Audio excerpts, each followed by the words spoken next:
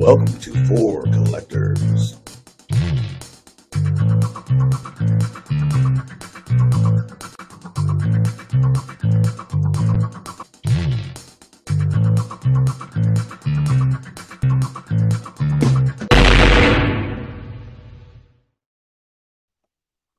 All right, yo. Welcome to the For Collectors channel. I got my guest, Orlando, a collector's dream. And today we're just gonna shoot the shizit and just talk about collecting. And we don't exactly have a subject, but we are gonna talk about our collecting habits kind of from beginning to where we are now. Everybody has a different journey, everybody has a different path, but in a strange way, we all end up in the same place in the hobby. So that's what we're going to talk about, guys. And this is not live, just to let you guys know, it's pre-recorded. But here we are. And Orlando, what's up? Hey, what's up, Cesar? So good to talk to you again, my friend. I think we talked a long time ago on your channel, and it's been a while. But yeah, I mean, you know, we talked just when we before we started. You and I are the same, man. We just gonna go out there and talk about cars, talk about the hobby. I don't need no format and stuff because it's just gonna be two guys talk about cards, and just we talked a little bit about how we started collecting cards, and then kind of you know what we're doing and where we're going from here, that type of thing. And I just thought, hey, maybe we'll just chat a little bit about that. So I just like most guys, Caesar, when I started back in like 1968 and 69, buying packs. Of course, I'm older than you already. I'm retired and stuff, so it's a different. You'll get to my phase soon, I guess, in about 20 years or so. I'm going to be 70 pretty soon. But Yeah. so yeah. So I like started in as a kid, man. As a kid, elementary school, and I get out of school. There was a little drugstore in the corner of where I walked home. A few blocks with my sisters. My sisters, like not even one of them's not even a year difference between me and her. So we're kind of, pretty close. And the other one's like 2 years younger. So we're all like together. But I never had any brothers. So, it's basically me. So my job was, take care of my sisters.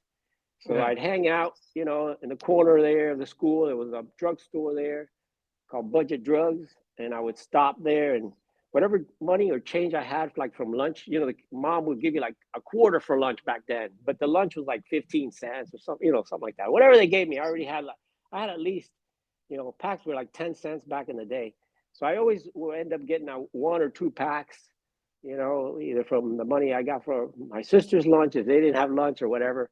And I walked about 4 blocks home, with my sisters, and I'd be opening the packs and looking at them, and I'd give them a gum because they always wanted the gum. So So, that's so, kind of how I started, just opening packs, and then you know, uh, so, so, go ahead. I started buying packs. That's really all you could do as a kid. When you're 5, 10 years old, you're not exactly going to card shops. You know, um, I bought all my packs also at liquor stores, at dairies. There was a lot of drive-through dairies back in my day. Bowling alleys, the liquor stores, gas stations. Like everybody sold Kmart. Woolworths. Like everybody sold cards. But why did you buy baseball cards? Were you already a big baseball fan as a kid? Well, actually, I bought pretty much all cards, whatever they had for sale, because I was just I just like sports. As a kid, I played little league baseball. I think everybody did.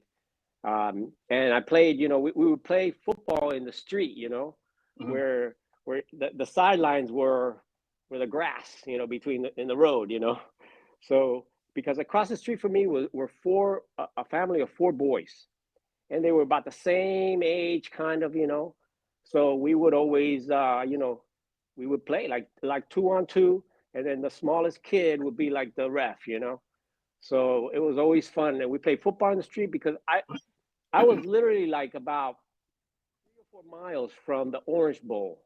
That's where I lived in Northwest Miami, and I used to go and watch all the games there, like the Dolphins when they first started in 1966.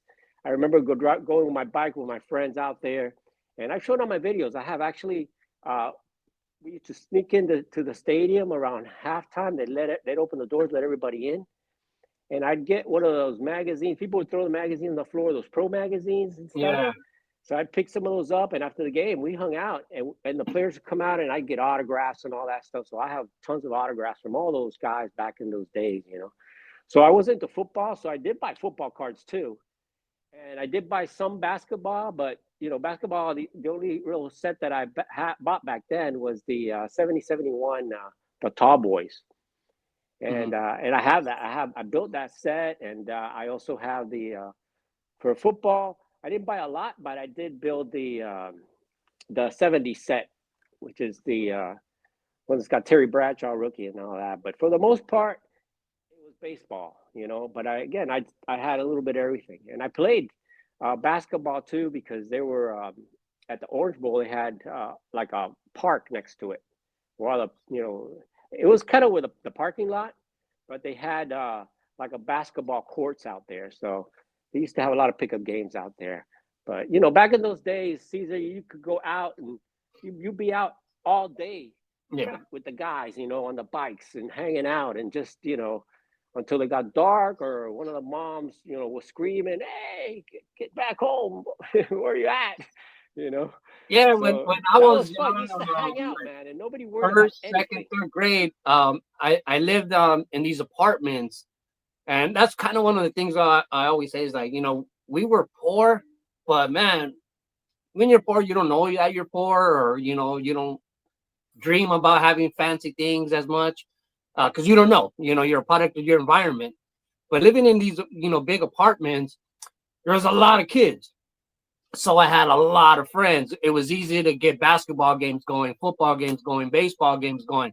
Our apartments were right next to a big Catholic church, so there was on the blacktop what would be a parking lot during church was a schoolyard.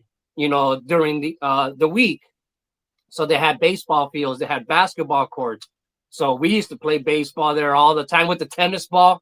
Back then you played baseball with the tennis ball. Yeah. And normally there'd be like one or two, three bats between everybody. Like only a couple kids own bats, not everybody did. And you could play bare hand too. If you didn't have a glove, you could play bare hand because you're playing with the tennis ball. So grew up playing baseball, playing football on the streets, especially when we got older, like, junior high or, sixth grade, fifth grade. And same thing when we had an extra guy, I was normally all-time quarterback because I had a pretty good and accurate arm. So I would play quarterback for both teams. If you don't know what that means, all-time quarterback. There'd be two teams, but I'd be quarterback for both teams. That's all I did, would play quarterback. And you played basketball. We didn't play as much basketball because, like I said, in those apartments, I was like first, second, third grade. And a lot of the times the courts are too high. It's very difficult to be, 3 foot tall and try to shoot baskets. Even if it was an 8 foot court, which is shorter, it's hard for a little kid. The basketball was heavy, when you're a little kid like that. But yeah, Yeah. man, uh, I love baseball, and same thing. I think that's called an Irish twin. I think I remember hearing that on the radio not that long ago. When you have a sibling born like and you're like a year apart or less, because there's a time gap when you're both the same age, for a Yeah. month or Yeah. two. So Yeah. I had a brother too, also that was my Irish twin. We were like 10 months apart or 9 months apart. So same thing. I was always like I was the babysitter. I could be in the second grade. He was in the first grade. I was in charge of watching him because both my parents worked, Yeah. you know. But yeah, man, I grew up playing baseball. And one of the things is my dad, at this time he was still in his 20s and he hung out with a lot of other, like I said, we lived in apartments. So they would be in the back in the parking lot drinking, on the weekends and sometimes during the weekdays. And when they'd run out of beer or cigarettes, my dad would give me, a $5 bill to go buy him some beer and cigarettes. And back then, man, he would take us to the drive-through dairy, and so he would tell the people that work there, hey, this is my son. I might send him for beer later, sell him the beer. It's for me, you know. So he would send us, and me and my brother would go to the dairy, buy him a 6 pack, sometimes buy him some cigarettes, and he'd always say, keep the change. So with that change, we'd buy.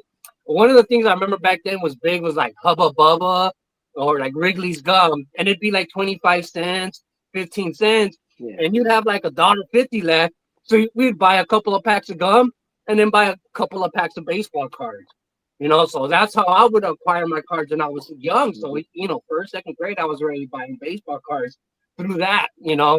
Or a lot of times there was a bowling alley like 2 blocks away, and sometimes he would send me there, like when the dairy would. This is what I think about in my head. Like, wow, I never thought about it back then. But like the dairy would close like at 9 or 8 at night, and sometimes if that was closed, he would send me like 2 blocks away to the bowling alley because they had a vending machine for cigarettes. They don't even take it Yeah. for ID. It's just a vending machine, just like buying a soda or a candy. You go there, It you was give it me the was money, you put it in the machine and yeah. buy cigarettes. Anybody could buy cigarettes back then, and then It keep the was change and go to the thrifties next door and buy some cards or some candy. yeah, it was crazy back then because the kids just could just do anything pretty much, and as long as the parents and even the people in the stores, they trusted the kids in those days. They knew that what was going on, but it's like you said, you used to go everywhere. I remember that here there was like a place called Farm Stores, and it was a drive-through place where you just would drive through and you tell the guy, hey, give me milk, give me eggs, whatever, and I would always my dad was going to go through there, and I'd say, hey, I'm going to go with you, because sometimes they had cards. So I want to make sure that I went in there, and then I always try to pick up a pack of cards and told my dad, hey, pick up a pack of cards. That's because they have cards. But it was great back in those days because it was more innocent times, and the packs were so cheap. They're not like today. I mean, today for a kid to buy a pack, it's like $10 or some ridiculous Yeah, stuff. And back then, I mean, when I started, it was 10 cents, and then it was like 25 cents, or 15 cents, or whatever it was back then. It was super super cheap. And the way I started was I like used to do like odd jobs and stuff to try to get some money. I used to wash cars and cut lawns, and back in the day, it was it was so easy to just go around the block. I'd go around the block, but you couldn't charge a lot of money back then. And I remember I had one guy that had a big yard, must have been like an acre or something. He had like the house, and we all lived in kind of small lot, but there was a corner lot, a corner house there that had a lot of land, and I was able to cut that guy's yard, and he would give me $5, man, $5 to cut the grass back. This was 1970, all right, and I was like, man, that's a lot of money, man, for me. So once a month, I knew I could cut this guy's lawn for $5, wash some cars for like $1 and things like that, because that's pretty much what you got. And but I would I could buy a box, and literally, I'm telling you, I would buy a box of cards every month, and it was like 10 cents a pack. So it was like $2.40, $2.50 for the whole box of 1970 tops, yeah, 1971 tops, 1972 tops. So I ended up that I bought packs when I was there with my parents, or walking home. I'd buy a couple of packs, but once a month I was able to buy a box, and I built the 70 set, the 71, the 72, 73, 74, all the way up to 1975 by just opening packs, opening just a yeah, box and opening packs. And then I had a bunch of doubles because it's so hard. And there were different series when I first started, 1970, 71. There were different series. So sometimes I would miss, I would get some of the cards in the series, but I'd miss a lot of them. But the good thing is that in my neighborhood at the end, I was able, and you don't realize this at the time, but like in 1971, the last series, I bought a box of that. And then, you know, at the end, they still had that. Nobody wanted to buy them anymore because then other things came out about it. yeah, But I ended up buying like 2 boxes of the 71 Tops High Series and opened all that. And at the time, I didn't think a lot of it. I just built my set, traded whatever, ended up and all that.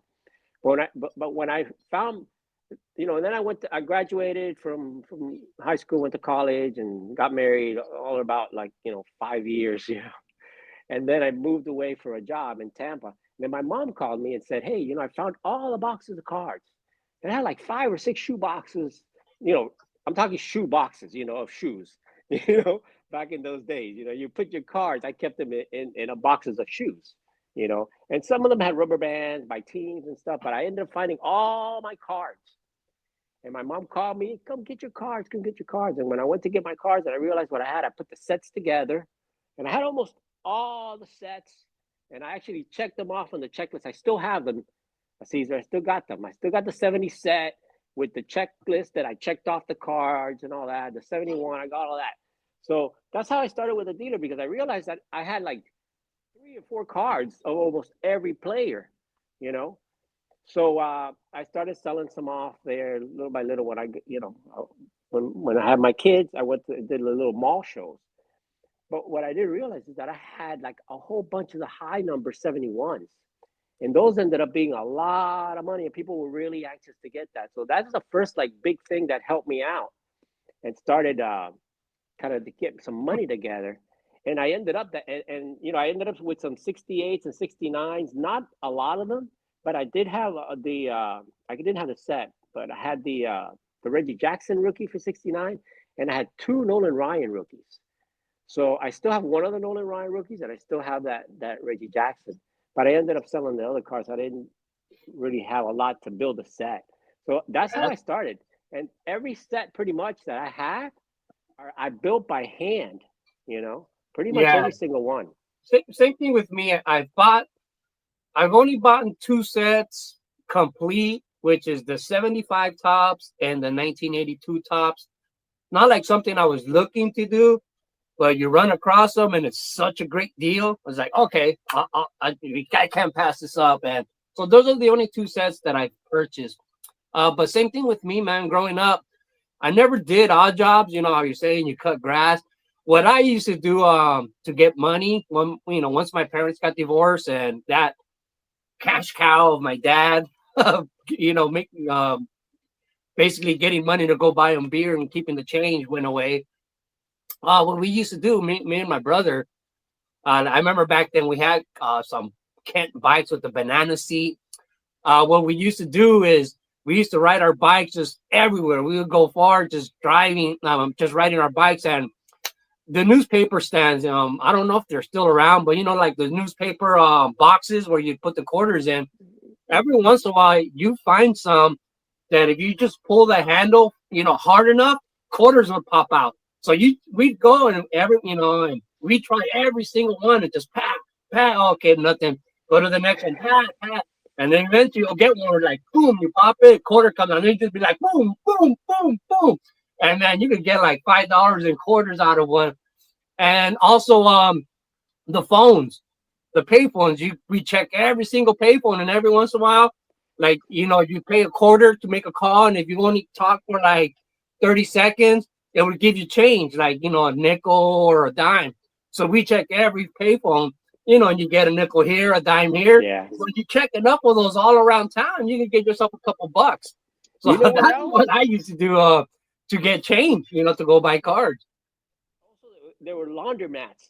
Used to go to like the laundromat. There was one a Yeah. few blocks from my house, and you just go there and check all the things and see if anybody left any money or any quarters or anything, and see if there's anything in the little slots and stuff. But yeah, those are all good times, man. But however we found the money, I mean, pretty much the only thing that I spend money in those days were like on cards, because we didn't Yeah. have, I didn't have video games or anything like that back in those days.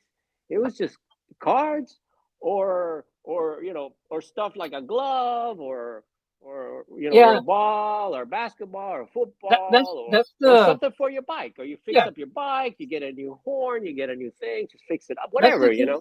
That's the thing. The generation is changing. Is I don't know what it was with us. If it was the price thing, how they were so cheap, but I had a fascination with cards. Like cards were like toys to me. You know what I mean? Uh, I would buy baseball cards, football cards, but if I went to a place that would go buy cards and didn't have baseball or sports cards, I would buy the Jaws, the ET cards, the 18 cards. Like I loved cards. Like I think it's now difficult for the new generation to just want a card with no value. You know, kids now that are getting trained or are getting into cards are in it for the value. So if it has no value, like they don't really like the cards. Like I like cards when back in the days when there was no value. I like the cards. That's why I've kept all my cards. I have millions of cards now, practically, it seems like, and I love them all. You know what I Yeah, I mean? mean So that's a big difference between us and the new generation that's coming out there, because the new generation, I mean, everything seems to be more around the money part of the hobby instead of for the love of the cards of the hobby. And we grew up in the time that it was more for the love of the cards, because none of those cards yeah, that we had were worth a lot of money back in those days. Oh yeah, I mean, you would think, oh yeah, it was worth like $5, but yeah, not like today. That today, I mean, you pulled out a card out of a pack that was for $5. It was like, man, that was a huge hit. yeah. But That's now, they're looking at $1,000 or yeah. forget it. That's like a gap. I think that I tend to, like, in my head I call people out on it, but I don't call them out like on air or on YouTube or say it out loud. But when people say, like, now is like, oh, people now they'll get a rookie card, like, oh, I can send my kids out to college with this card in the future. It's like nobody really had that thought in the No, 70s or early 80s, because a $5 card ain't sending your kid to college. You know what I yeah, mean? The Jose Canseco rookie. Oh, okay, they're $50. That's not sending your kid to college. Like that mentality was not there back then. So people think like now that's actually a possibility. They like to think like, oh, like that's what people were thinking, but no, that thought was not. We're yeah. not becoming getting $1 million card back in the day. That thought was just not in your head. No, I mean it was a junk box era, and yeah, there were some people that didn't really know about cars, and they thought, oh yeah, man, this car is going to be worth much in the future, because they didn't know a lot. They were Yeah, new people that came into the hobby, and they were kind of more. It's what's happening today. All the new people in the hobby are kind of hyping things up. But a lot of the cars that you're pulling out of the packs today, they're not going to even be worth $5. You yeah. know, But because that's one of the things too. Is like when people I hear, like, you see pulls now, everything goes on social media. Tops will show videos of kids pulling cards, or everybody posts kids pulling cards and say, "Oh, I pulled my dream card. I pulled," and I was like, in my head, I'm thinking that's not your dream card, because if that's your dream card, you want to keep it. But like I remember when the kid pulled the Mac Jones 1 of 1, this kid pulled this, whatever, the Paul Skeens 1 of 1, and they're like, yeah, "Oh, this is my dream card," but right away they sell it. Like you don't sell your dreams, you keep no. it. Your dream was the money, was selling the card, not the card itself to keep. You know? That's the number one issue I think right now in the hobby, and we got to try to get some of these young guys to become more collectors. And I've talked about that a lot. And one of the things that has kind of driven people out is the set building. Our goal was always to build a set. Even though there was one player where I would trade a Hall of Famer to get a card that I needed for my set, because I had that one doubled and I needed that. And today it just doesn't happen. They don't build sets. But also the it's so hard right now that with Fanatics and all that, and Tops, to build a set. It's just crazy because it's so expensive to buy the Yeah, packs. You know, I mean, yeah, for that you just go to the show, and that's why I always try to tell the parents of the kids, man, don't get them opening the cards. Get them to go through the cards that the other guys, those breakers, are going to throw away. yeah. Those are going to be great I, cards, I and I you can see build a that all the set with time. that. You I know, see that all the time. Breakers posting videos of all the cards they're gonna throw away. Because they broke, 1,000 boxes, and they have 1 million common cards, and they're only keeping the cards that they could sell, and they're gonna throw away all these other cards. It's like, man, it's that's crazy. I tell the blasphemy. I tell the parents, give the kids $20, but tell them that they can't spend it on packs. They can only spend it on the dollar boxes or the dime boxes, the quarter boxes. Because once they go through that, they'll find some really nice cards that they'll find, and maybe they'll become collectors and say, "Man, I've never seen this card, never seen that card." But I think that's what it is. They don't get the actually feeling and touching the cards at the show in the boxes, the raw stuff, all they see is the slab and the money on the slab and the grade on the slab, and that's the big issue, you know. So for me, I was big time set builder for pretty much all of my life. I was set builder, and then I was a player collector because I was a huge Mantle fan like you.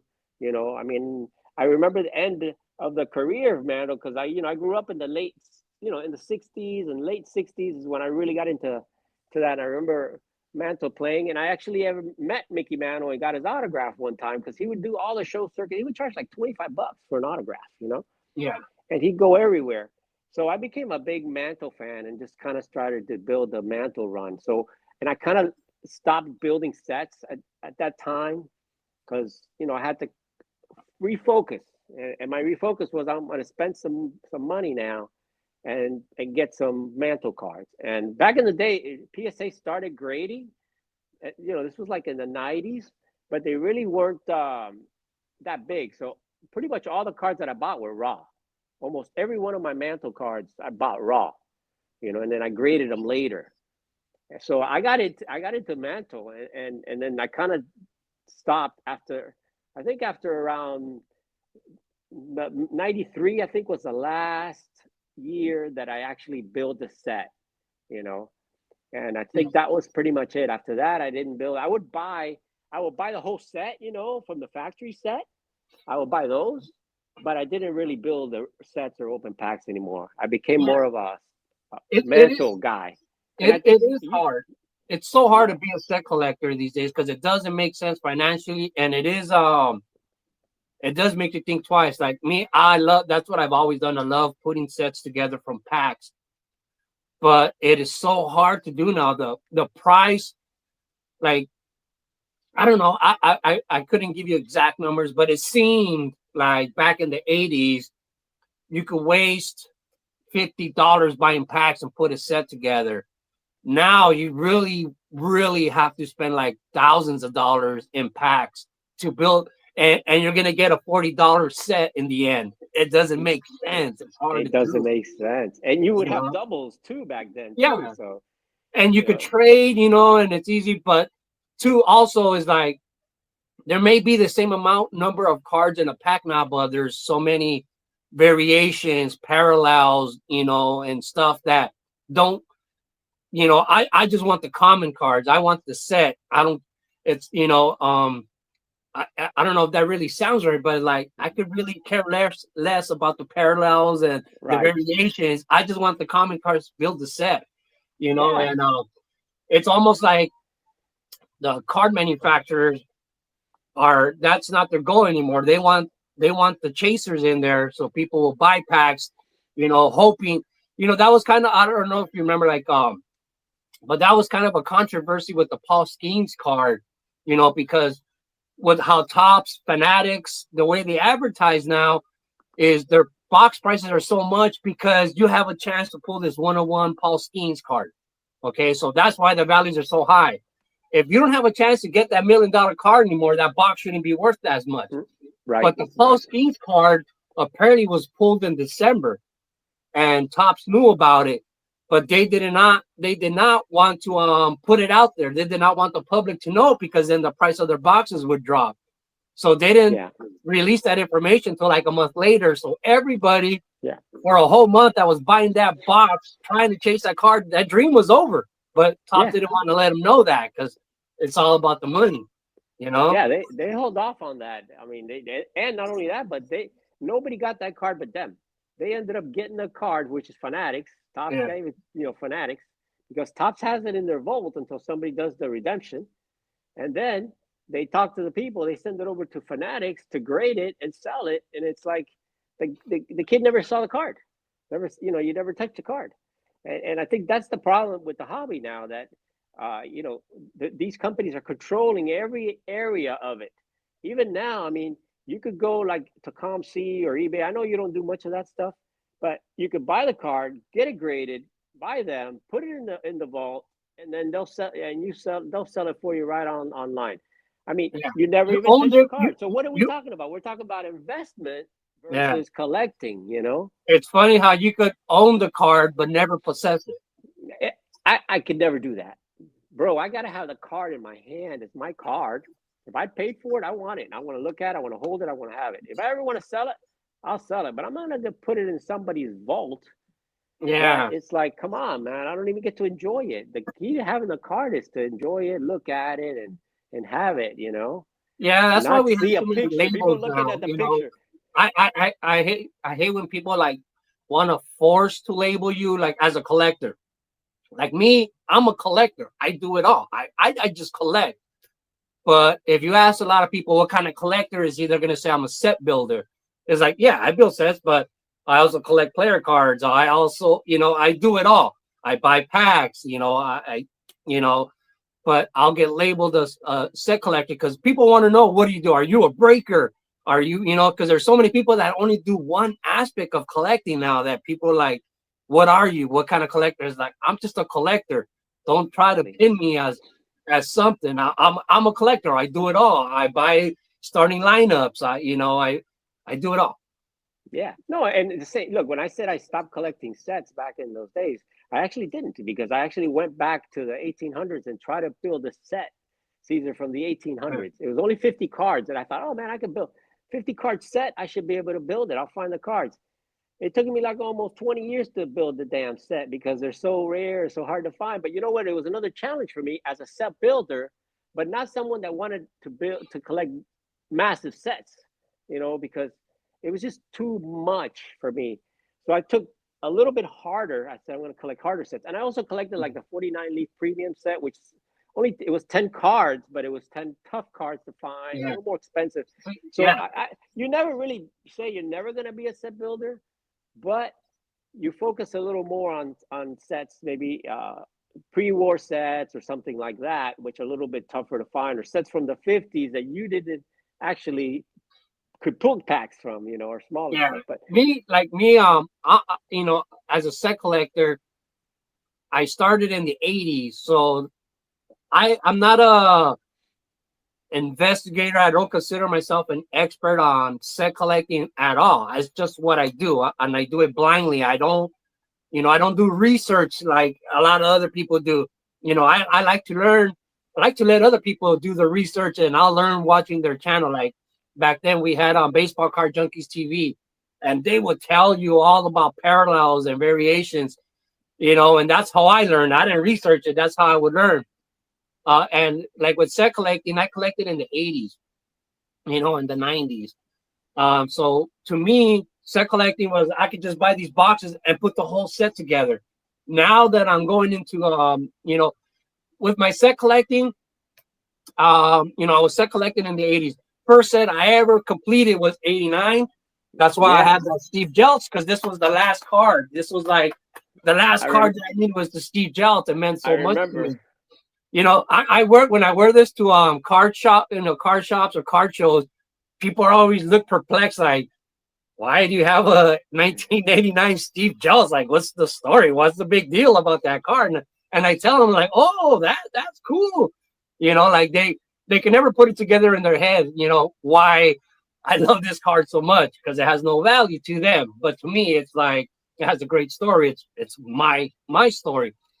But so when I I completed my first goal when I kind of say back into the hobby, but it's not really that, because to me, growing up as a kid, the hobby was buying packs. That was the hobby to me, was buying packs. And then there was a short period where all of a sudden I didn't see packs anymore. You know, the grocery stores weren't selling packs anymore. The liquor stores weren't selling baseball packs. Gas stations weren't selling packs anymore. Yeah. So I kind of wasn't buying packs, not because I wasn't interested in them. It's like, where'd they go? A lot of the baseball card shops, back then they were called baseball card shops, not hobby shops. As far as out hobby shops back in the days were like racing cars, Yeah. and airplane models and stuff like that. Those were hobby shops, and card shops are called card shops or collectors. But so when I couldn't find cards, I started buying single cards. I would look in the paper. And so a lot of times I say like, oh, I kind of stopped collecting, but I didn't stop collecting. I was still buying cards, but just in the newspaper, just not at the stores anymore like I used to. Yeah. So when I think it was 2004 or 2002 when I started seeing baseball cards at Kmart and Walmart again. Oh, and I started buying packs again. So a lot of times I say, oh, I got back into the hobby in 2002 or 2004 because I was buying packs again. But I never left the hobby. I just wasn't buying packs. I always kind of consider that period of my life when I wasn't buying packs as not collecting cards just because I wasn't buying packs. But the whole time I never stopped buying cards. Period. Yeah. I was always buying singles only, until I found packs again.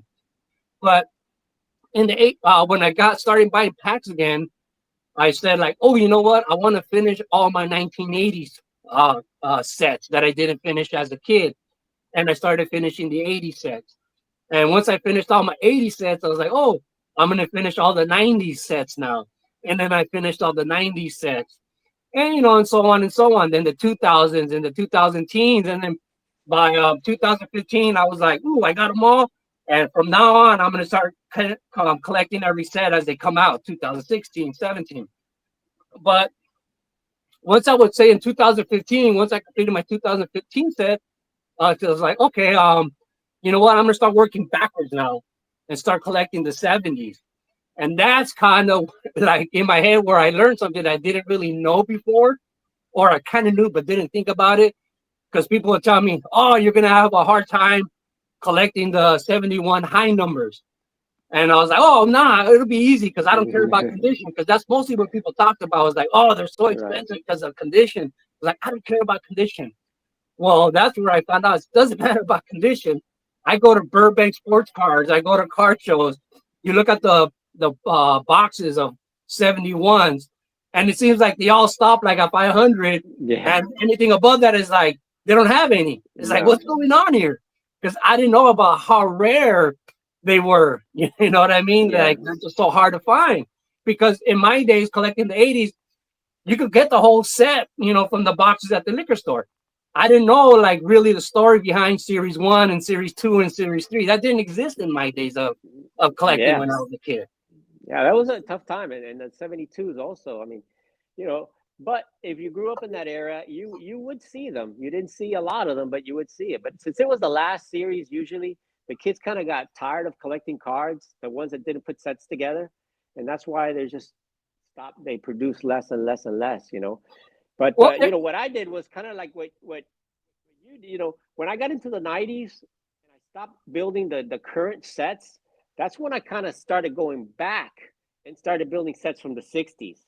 So that's really what I did after that. Once it got to the 90s and cards started getting like, I remember when the 93 Finest came out and I bought a box of that and I tried to put it together and stuff and I couldn't even, it was just too much stuff. And then that was the first year of the refractor. And after, it would come like, I think one per box. And then the refractor that I pulled was the damn checklist. And I'm like, oh, oh really? I didn't even know man, I there was a can't refractor believe checklist. it. Yeah, that's the refractor I pulled from the box. And I just got all disappointed with that. I couldn't even put the set together. I'd have to buy like two more. They were expensive. So I said, you know what? I'm going to go back. And that kind of got me back into building the sets from the 60s. And eventually I went back and built the sets from the 50s. Not all of them, but a lot of them. And I don't know if maybe in what's happening now that the kids it's so expensive to buy the new stuff when really, when you think about it, today, Caesar, you can go back and buy cards from the 60s cheaper than the modern cards are right Yeah, now, you know? yeah. So I'm hoping that at that time, that's kind of what I'm looking at. That's what happened to me back in those days where I realized that all these fancy cards were coming out and the finest and the all the other stuff were coming back out back in those days. And I went back, and I think a lot of people now, and when I went to Strongsville this past weekend, and I saw a lot of younger people getting into vintage, Caesar. It was super great to see that. Going through actually binders, trying to find cards or build cards. A lot of them were looking for players or they're looking for teams. If they're a fan of the Dodgers, they're looking for all the Dodger players from the 50s and from the 60s type things, like that. And that was great to see the new collectors go back And I think because they realize that, you know what, it's not, they're not that expensive. There's the 50s and 60s cars are available. You go to a card show, a pretty big card show, you'll find them everywhere, you know. I'm sure when you go to Burbank, the card show there, everybody's got 50s and 60s cards and Mhm. duplicates and triplicates of all the cards that you can find. You can build sets.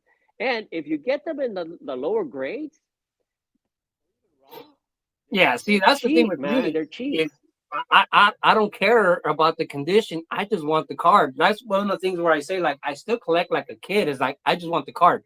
Um, Back in the '80s, you know, when I would buy cards, I never even gave it a second thought. You know, until nowadays, like if it was off centered or miscut, I just had the card. Hey, I got it. I never like, oh, but it's Yeah. off centered. Oh, or it has a diamond. I those thoughts never came to my head. You know, until now.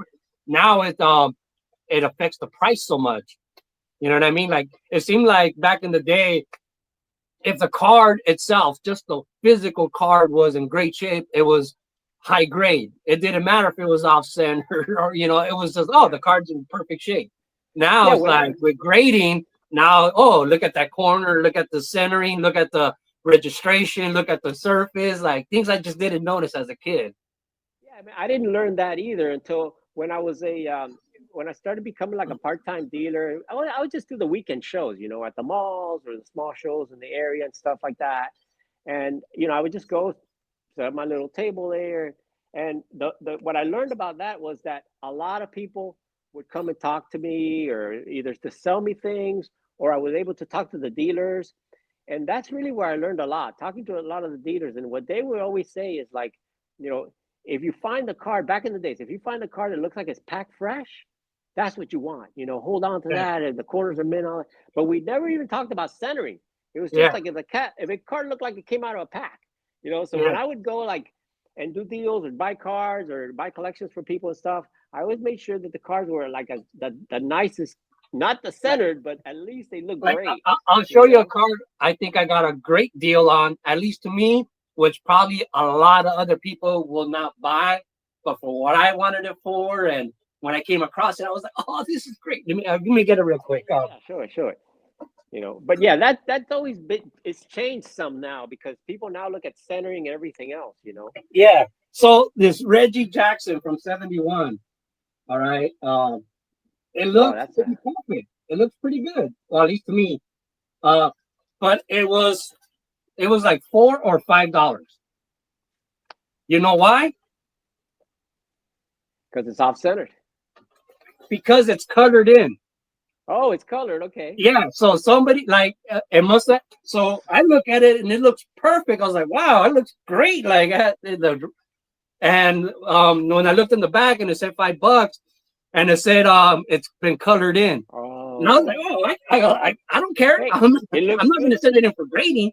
So to me, it's like, oh, it's perfect for my binder. It looks like a mint card, like It looks But great. It like looks great. so many people wouldn't buy it, like, oh, it's been colored in, it's altered, whatever you want to call it. It's like I don't care. Yeah, yeah. No, and you know, I did. I most of my collection was always raw, and then I started grading later. You know, once I kind of became more of the part-time dealer type thing, that's when I started grading some cards because I was going to sell some cards. So Yeah, then I learned a little bit more about the grading and what to look for, and then the centering kind of became a little bit more important. You know, but the good thing with me was that I saved a lot of my cards, and then later I got them graded, and a lot of them graded high grades, and they were stuff that I got like super cheap back in the day.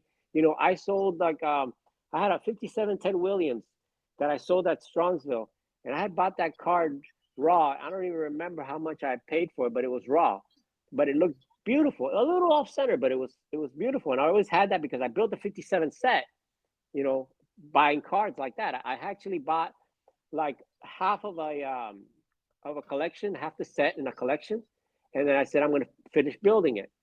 And little by little, I picked up the best cards I could find, and I graded that Ted Williams, and I sold it at Strongsville. It graded at 8, Caesar.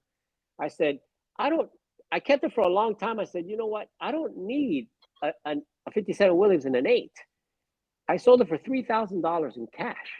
I was happy to sell it at that price because now I had cash to buy something better, and I could get that Ted Williams in a four that looks almost as good for Yeah. like 300-400 bucks. You know what I mean? So I figured that's the route that I'm doing now. I know some people say, "Oh man, where are you going to get rid of your higher graded, most valuable cards?" But for me, that's a way for me to get other cards I want because I don't really need them. Yeah, I have a high grade 8, right? What Hmm. am I going to do with it? It's in my collection. It's a card that my collection, I'm going to die with my collection, basically. You know what I mean? Hmm. So I better get a better collection, have somebody get that 8 for their PSA registry thing, and I get something better that I like, that I know I'm going to like better. And if I want that Ted Williams again, I'll buy it raw for a couple $100.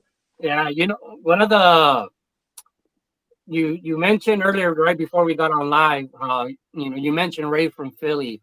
So Ray from Philly, like, was one of the very first people. Well, this is back then when YouTube was very, very small community, and there was like less than 100 people practically that existed doing baseball card content. And Ray from Philly was one of the first people I started following. And at that time, it was like him, baseball card collector, and just a handful of guys that would just talk about the registry constantly.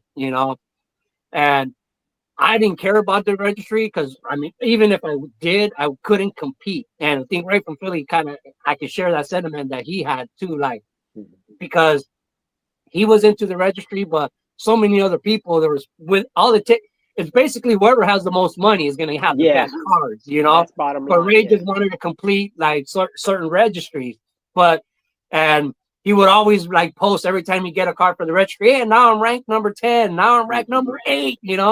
But then as the years went by and more people with more financially stable, it's like you just see him get knocked out. Oh, I'm out of the top 10. Oh, now I'm out of the top 20. And I see the disappointment, and it's like, oh, that's why I don't want to do that because I cannot compete. It's just too much competition. Yeah. Well, Caesar, I was at one time I was doing that with my mantles. I put them on the registry, and I'm like, all right, I'm number 30 on the registry, which is for mantle is pretty good. And I didn't have the 52 at the time.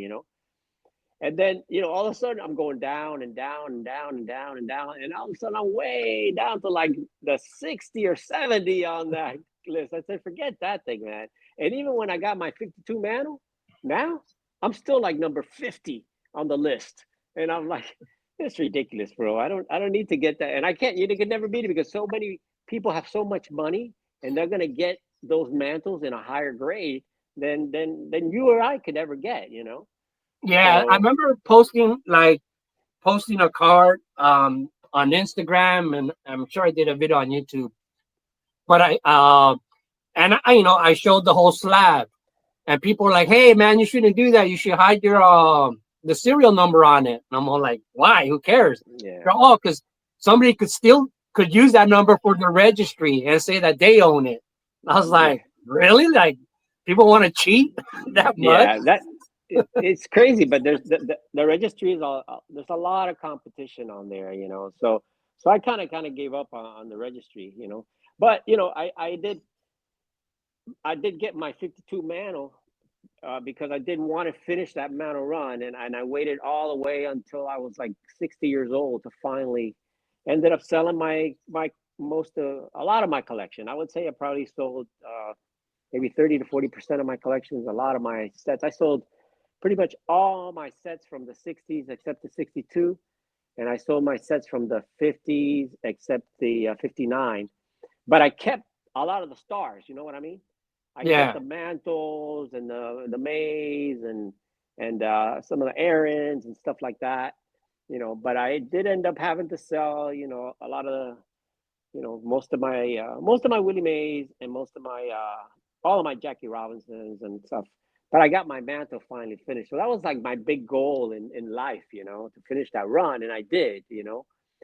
And so you did your mantle run, and I know you're probably never going to get the 52 mantle, but you know now in your future collecting, do you think maybe you're going to add the Bowman mantles and try to pick up those to add that to Yeah, your tops that run? might You be know. possible. Like I never I just the thing with me why I kind of I guess got focused on the tops is because Beckett magazine just put on one of their magazines they put a tops mantle checklist, just the tops cards. So I said, oh, I want to see if I could collect if I could do this checklist. So that's kind of why I never really thought about the Bowman because that wasn't part of the checklist. It was only tops cards. So and along the way, I did buy a few Bowmans.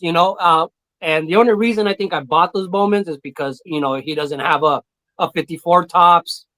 He doesn't have a 55 Right. tops or whatever. So I bought those in Bowman just so I could at least have those years, but Good. not because I want all the Bowman mantles. So Right. and like we're talking about evolving in the hobby. So like now, like all I cared about was the tops. Well, now that journey is complete.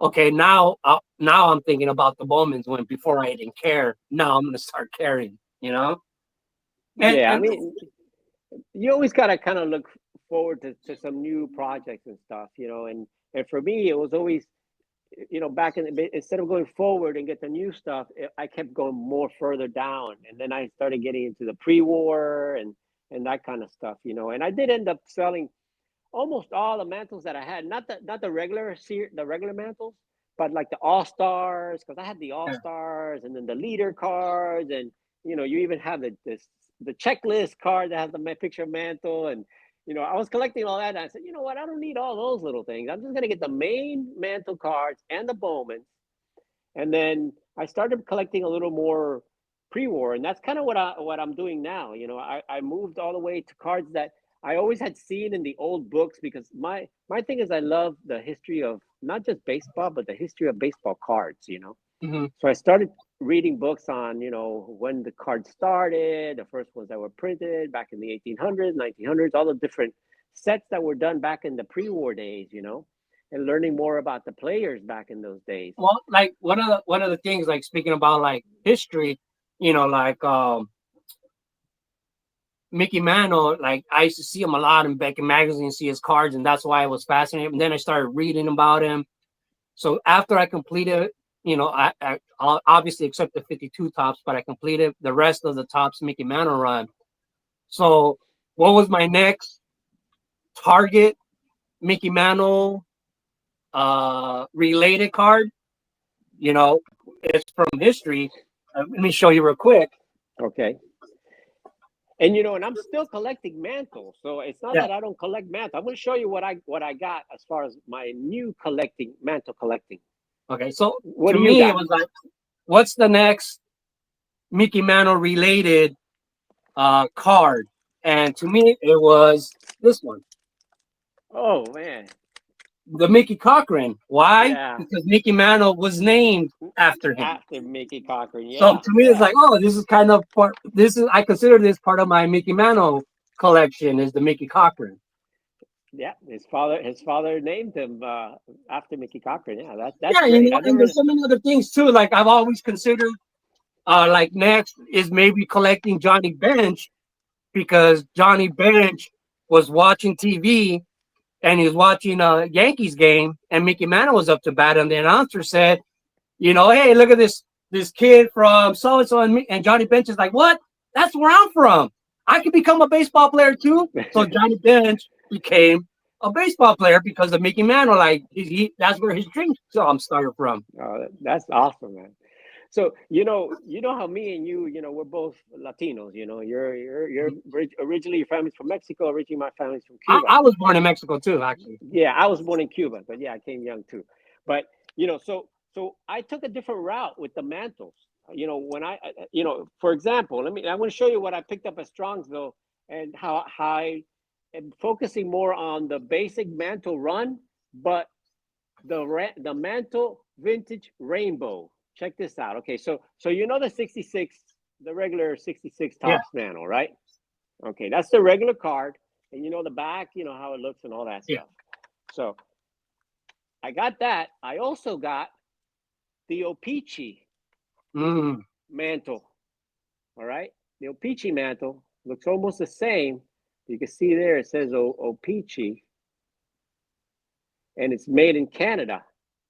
All right. Almost the same card, same number, but the backs, this is the back of the O-Pee-Chee, and this is the back of the tops.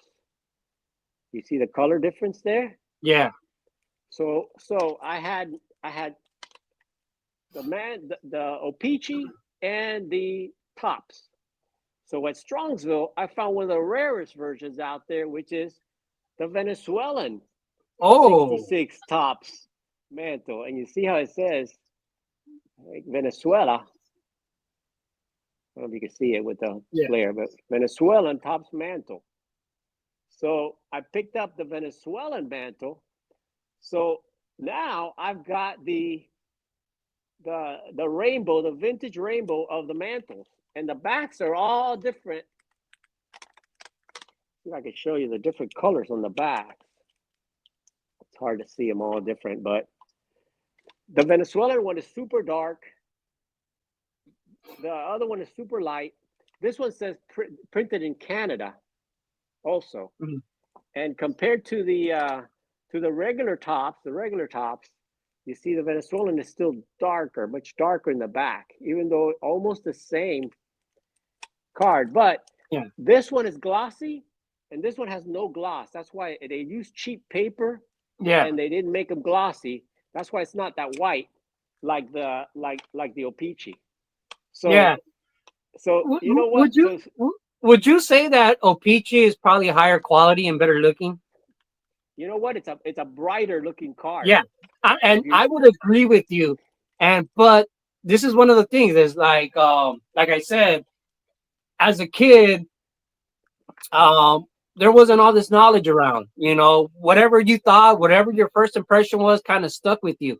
And to me, I don't remember where it was. I think it was at a card show at the mall by my cousin's house in Eagle Rock at the Eagle Rock Plaza. Where we went to a show, and I don't remember which card it was. I almost want to say it was an 87 tops Barry Bonds.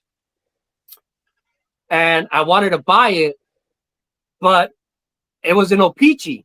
Like I got it and I was looking at it. It's like, hey, I want to get this card. And my cousin, he's like, oh, that's not even a tops. That's O-Pee-Chee. Yeah, that's a generic tops card.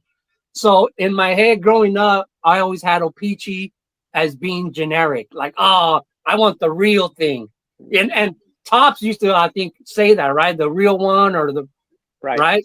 So I just didn't like O-Pee-Chee.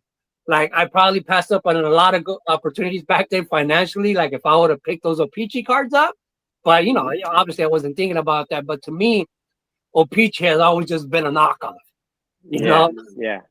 No, I mean I agree with you. But when I look at them now, it's like these are better quality. They're so much brighter and stiffer. Like it's actually a better made card.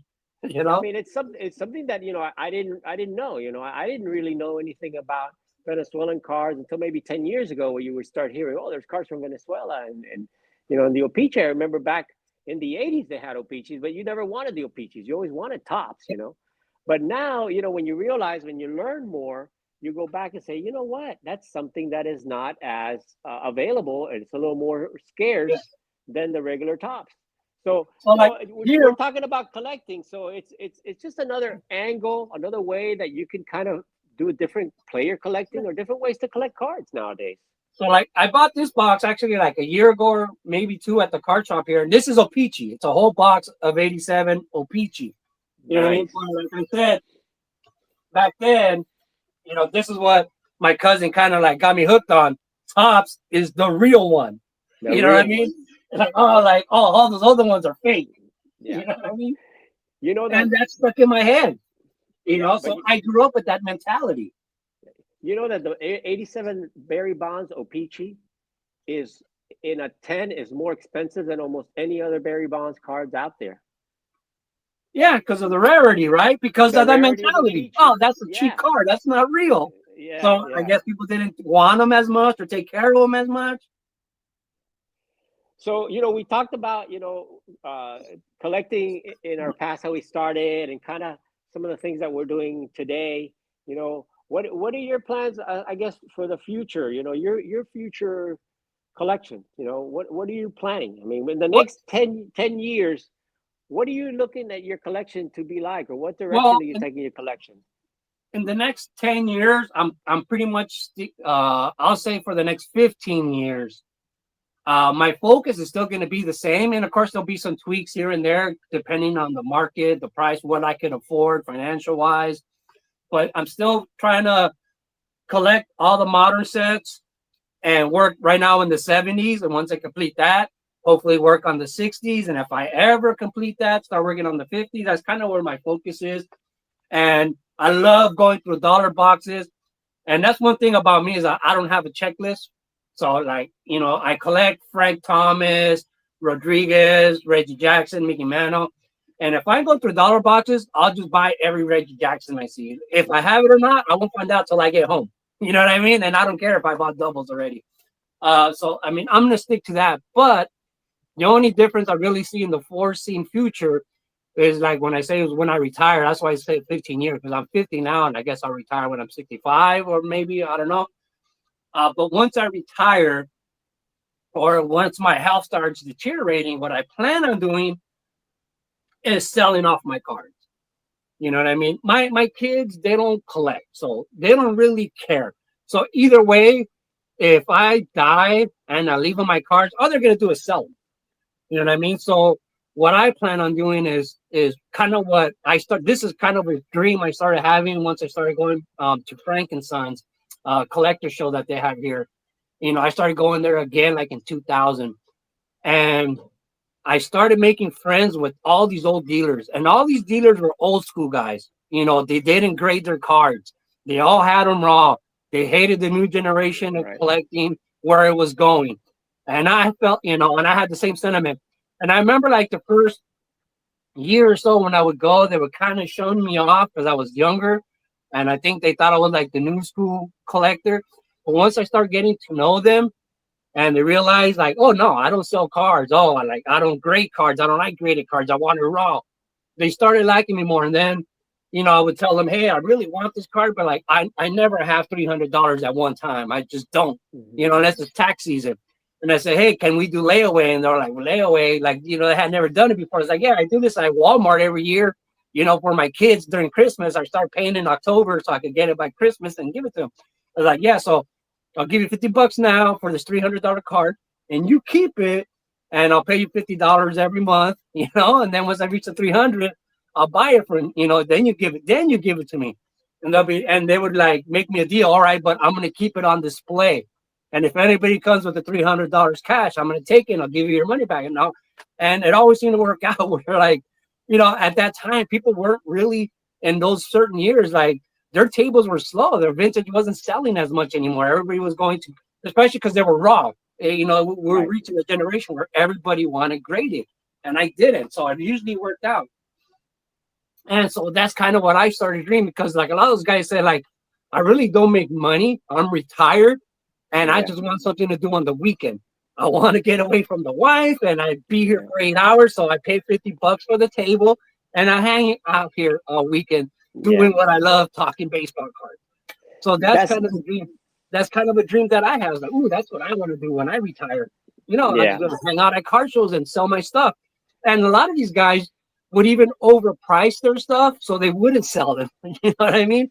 But I kind of plan to be the opposite. It was like I want to be, you know, kind of what they did, like because that's what I noticed. Like they would overprice their cards, but to the right person, they sell it a lot cheaper.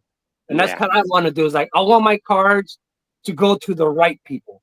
You know what I Right. mean? If I see that you're a flipper or Yeah. I don't want to sell it to you. I want to sell it to someone who's going to cherish it. So that's what I plan on doing when I retire. That's when I want to start selling off Yeah. cards. And then whatever money I make, uh, then I'll leave it to my kids. But I think Yeah. they'd rather have the money than the cards because to them it's Yeah. just going to be work to sell them, and they might get taken advantage too.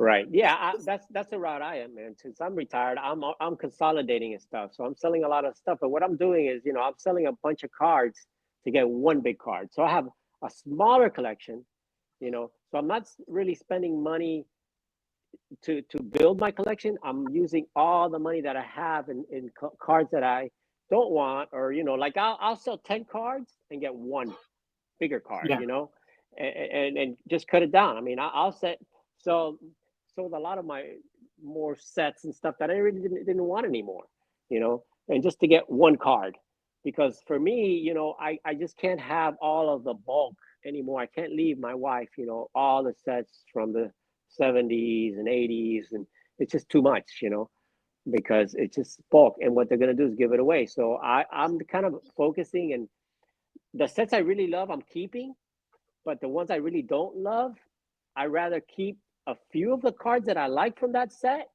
and get rid of the set, because a lot of comments, look, I've seen those a million times, you know. So I kind of took most of my stuff out of binders except for a few sets, put them in boxes, and either sold them or going to be selling them. But you know, if I can make my collection a little bit, you know, make it more valuable by having less cards, more expensive Yeah. cards, and more desirable cards, that way it makes it easy whether they sell it at an auction house, which is pretty much what I'm trying to get to do, or a point where the cards that I have are you know, like $500 and up. You know what I mean? Have good stuff, mostly only good stuff. So it's easy to sell, where you could put it on an auction, or you could sell it, you know, on eBay, you know, graded. So I'm still grading some cards that I had raw, but for the most part, just trying to pick up the cards that I've always wanted. Like I've always wanted, you know, Ty Cobb, and I never really had a Ty Cobb card until like 10 years ago. You know, maybe 15 years ago I got my first one, but at Strongsville I got this one, and this is the caramel, Philadelphia Yeah. caramel Ty Cobb card. And you know, it's in a 2, and it's got it with a mark, so it's got a mark. But I don't really care about the condition. It's just a rare card to have, and I've always wanted to have some Ty Cobb cards. So the money that I got from like Ted Williams, I was telling you, I also sold a Bob Gibson rookie card that I had, and a few others, and I was able to pick up a Ty Cobb. You know, so for me, those are my dream cards. So now I'm going for like my dream cards, but I have to sell a bunch of Yeah. my stuff that I I mean, got back there. I might do that. Look at speaking of dream cards, like I'm gonna show you like some of my childhood cards that I used to make of my dream cards, and these are like cards that I actually made myself, like in the '80s. All right, and I've shown this before. So like this is a box. I mean that I've had since I was a kid. These it's labeled player by player card. That's what I call like the box that I put all my favorite players in, player by player cards. Um, but one of my dream cards back then was the reverse negative Dale Murphy. You know, obviously this. You Yeah. know, so this card I made it. So I call a lot of people call it the Franken Murphy, and because look carefully, you see it's a little bit smaller. So Right. it's Yeah. in the Yeah. back. Yeah. The it's glued on to an actual Dale Murphy card, but the front I cut it out of the cover of a Beckett magazine, I and can it's a see it little bit doesn't smaller. fit the size. Yeah. And so in the But magazine, from far away, it looks great. yeah, but in the magazine, some of the card is on the front, and a corner of it turns into the back part. So I had to cut it, you know, and so where is it?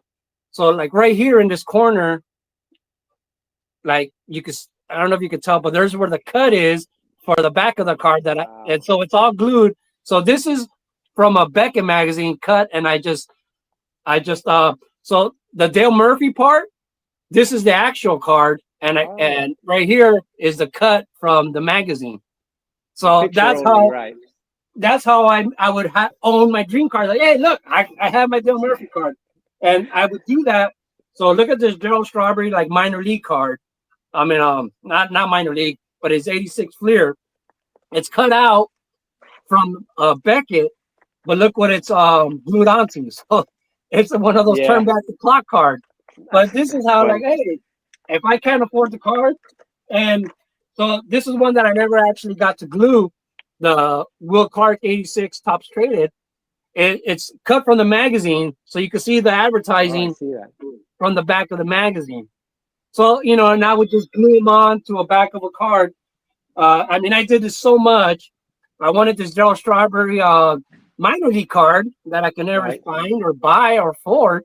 But look at the back; it's glued on to a, To a different card. Yeah, I see yeah, that. to a Mike Heath My keys. card.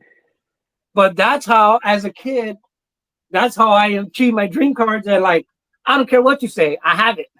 Yeah, Kind of yeah. thing. So good, Caesar. Well, we've had a great talk. So that was good to share with the people so they know. I'd like to see some people leave some comments as to where are they going in the future with their collection. What are they doing now? Where do they see their collection going? Because we're all going to fine tune the collection a little bit. It's not like we're going to totally change the way we collect, because we just Yeah. don't do that. But everybody kind of you know if your collection is a tree, you build, sometimes you have other branches that come out, and you start collecting certain things, like Yeah, like the like with me, Venezuelan cards that I told you, things like yeah, that. like with me, like I said, I do it all. I collect players, I collect sets, I collect, you know, now one thing that changed is now I started collecting the blaster boxes, you know, themselves. When before I would only buy them just to open them. Now, because they're so expensive, my whole thought process, well, you know what? I can't afford anymore to complete the regular Tops run, complete the archives, complete the stadium like I used to. So now I just want one box of stadium, and Yeah. in my head I could put it off. Okay, I don't need the whole set. I'm collecting one blaster box of every set now instead of the whole actual completing the set, and You that know kind what? of fills the void. You know? That's a great idea, because they really display really, really nice up there. You can see all the different years and the nice little artwork. That one's got like trout in the front and stuff like that. And Yeah. Oh yeah. so You so got the they, Ellen Richard, the Paul Skeens on the Donruss. There's yeah, a Mickey Mantle, starting lineup. right. But yeah, I mean, that filled the void. So like, and that changed. You know what Right. I You mean? don't have to do You're the whole always set. gonna have changes in the hobby. Yeah, you have a sample, and I do that too. When I go and do some things in pre-war, some of those pre-war cards, Caesar, are super expensive, as you know. But if you get players that are not like real big name players, then one way for me to collect a certain card from certain sets, like a Cracker Jack set, 1950 Mhm. Cracker Jack, super expensive, but I got one card, which is a Cuban player, Adolfo Yeah. Luque, and it's not that expensive because, not a Hall of Famer and stuff like that. So Yeah. a lot of times I just go and collect like one card from every set to Yeah. have like a I've card, I've done that like, like on Ruth's Gaudy rookie year. Can't yeah, afford to buy. I want a card from that year just to see what the card feels like, what it looks yeah, like. And I bought a Bobble Duel. You know what I mean? yeah. Hey, but at least Like, I know what the Babe Ruth card would feel like and look yeah, like. like this kind of looks like the Beirut card. It's Yeah. an American Caramel, but it's George Mullen. But I just thought it looked pretty cool, for an old time card like that. You look at it far away, it's Yeah. exactly, but no, it's Or George or Mullen. you go to the But it's so National and get one of yourself. You know? exactly, yeah. But they're so cool because you have, the backs are really nice. So for me to have an example of one of these cards, for me is like, hey, that's cheap enough. So I kind of try to do a little bit of that sometimes, and collect like just like, look, I this is like the 52 look and see. If you want to get a Babe Ruth, this is a 52 Babe Ruth, which is not as expensive because it's not even a baseball set, it's the look and see Yeah. set. But the 52 look and sees were drawn by the same guy who drew the 52 tops cards, The look and the see is they same have multi artist, sports, right? multi-sport, and Yeah. it has like a lot of other different things like presidents and Yeah. stuff like that, Queen Elizabeth stuff. But people don't think about it, but it's got a good Babe Ruth card in there. It's not as expensive like if you were to go get a Babe Ruth from the playing days or something like that. But Yeah. so anyway, so it's been fun, Cesar. I think we've been on for a little bit over an hour here. Yeah.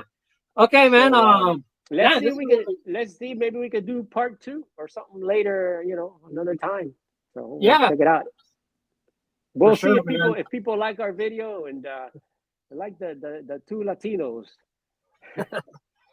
This is definitely been great talk. Talked about our past collecting and where we hope to go to, and just our thoughts on the hobby, man. That's baseball card talk, man. That's it. Without a subject, really. But okay, man, I'll let you go. And thanks everybody for watching. And if you'd like to see us do this again, and you have a name that you want to give us, for whenever we do this together, let us know. All right, guys. But love the hobby and keep collecting baseball cards forever. As said, ciao. Welcome to Four Collectors.